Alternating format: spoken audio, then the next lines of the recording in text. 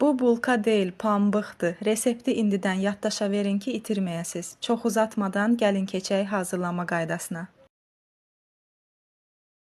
150 ml ilıq südün üzərinə 1 çimdik duz və 1 çay qaşığı quru maya əlavə edib qarışdırırıq. Daha sonra 100 qram şəkər tozu, yəni 5 xörək qaşığı və 70 qram əridilmiş kərə yağı, bu da hardasa 4 xörək qaşığı edəcək.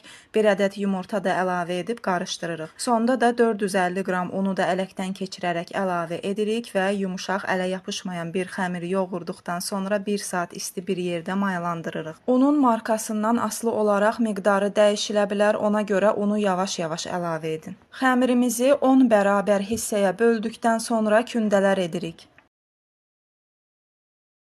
Hər kündəmizi də videoda gördüyünüz kimi açırıq və içərisinə istənilən cemdən əlavə edirik. Mən burada malina cemindən istifadə etmişəm. Siz hər hansı bir cemdən və yaxud da şokoladdan da istifadə edə bilərsiniz.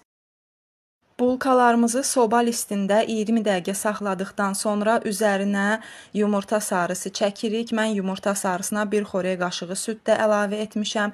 Sonda da üzərinə zövqə görə şəkər tozu səpib 180 dərəcəli sobada 20 dəqiqəyə bişiririk.